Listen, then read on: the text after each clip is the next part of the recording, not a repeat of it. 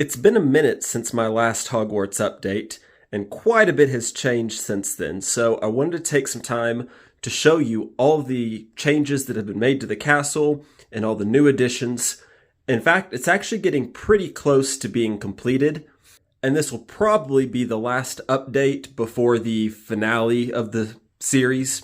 So let's go ahead and take a look at what has changed. The first difference, and it's kind of a small one, is I've upgraded the minifigs here in the courtyard for the fight scene.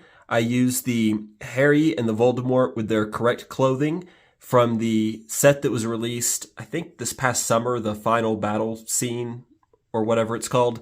And I used the new wand pieces that have the stud holders so that I could actually recreate the wand effects a little bit easier, and they're more stable. The biggest change, though, is that on the last update, I believe the Great Hall only came up to this level on the roofline. It was just above the windows. And in fact, I didn't even have all the windows completed, but I've gone ahead and I've been able to get all the parts to finish all the windows. And that's on both sides as well. I don't know if you can see them across the way over there.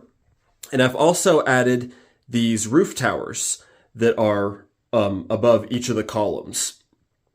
I use some of these little tiny corner arch pieces here to kind of give more of a, I don't know, a decorative effect, I suppose, so the build wouldn't look quite so plain. And then these are just some 3x2 slopes capped off with a 2x2 slope. I believe these are slope 75s. And eventually I will top all of these off with the little ski poles. I just don't have enough right now. I've also been able to add this roof lattice structure, which is what will support the roof plates that are going to go up next. If you notice, the roof lattice doesn't connect here, and that's because these two parts of the castle, the entrance hall and the Great Hall, are meant to be pulled apart, and you can kind of see the seam right there where they connect. And if I'd connected them, then that would make pulling the two pieces apart a lot more difficult. So there's just this awkward gap here, but they're both really sturdy and strong, and they'll serve their purpose just fine. This odd mix of bricks here on top is just the platform that I'm going to mount the center tower to. There's three towers on top of the Great Hall. I've finished two of them. The middle one is a little bit tougher because it's slightly bigger. When I did these smaller ones, I used these like preformed panel pieces and added some windows along the other sides of them. But for the center tower, it's wider than the two on the outside, so it's going to take a little bit more work to figure out quite how I want to do that. But this platform will be where I rest it. So the color of this stuff doesn't matter. It'll be hidden by the roof panels. So that's just there to remind me that that's where that goes. But yeah, I was able to get the two smaller ones because they were pretty easy. I just used the preformed pieces.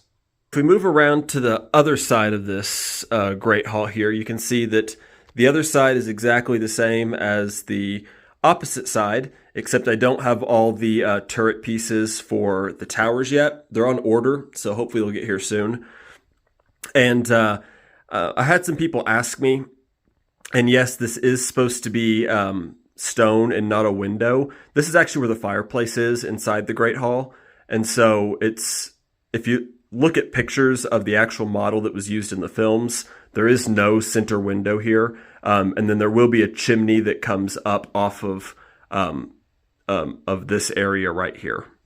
Now, this little hallway over here looks a little bit awkward because it's not closed in like the rest of the castle, but this is designed to be a modular system. So eventually there will be other hallways and stuff that branch off from here that lead to other parts of the castle, specifically the grand staircase tower. And so once those other modules are built, it'll slide up against that, and then this won't be exposed quite the way that it is now. On the bay window, it is complete, except for there is a little bit of a roof that comes up right here, and I don't have the slope pieces that I need to make that. So once those come in, they're on order as well. I'll just stick those there, and that'll be finished. But really, just about the only things left to finish are to get the roof turrets added onto the other side. I have to get the roof plates up here for the roof. I have to finish this center tower. And then along the roof, there are a bunch of windows. And I have some ideas for how I'm going to work that. But I'm not still 100% sure. But I still have to get those. The rest of this roof will be done in similar fashion to this. It's just plates stacked up and leaning against each other, basically, is how I did the roof here for the entrance hall. So the Great Hall roof will be the same. It's just taller. It'll come up to, here or so. But by far the biggest challenge is working out this center tower. Because not only is it bigger around, but the spire is much taller than these. It sticks up a lot further. So I'm going to do my best to recreate that as well as I can. Granted, nothing is ever going to be completely perfect because of the limitations of the different Lego pieces that are available on top of the scale in which I'm building at. And also, as I had shown, I think in a previous update, since this does have a full interior, it is accessible. There are slide out panels on this, and I'll show you what I mean. This has a panel that slides out like this so that you can access the inside. And then there's also a slide out panel over here as well that can come out and just have the center column so you can see the full interior with my Yule Ball scene. There's still a few more minifigs I'd like to add. Mostly I need to get a bunch of the Victor Crumb minifigs there so I can get access to those torsos so I can have other Durmstrang students who are at the ball as well. And I need to get a hairpiece for Igor Karkaroff.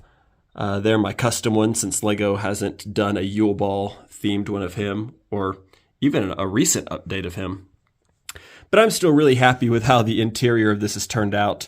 I think going to the trouble of adding the individual lights to each of the eagle statues and putting the light inside the little sconce where it actually is has really, I think, upped the level of design inside of this.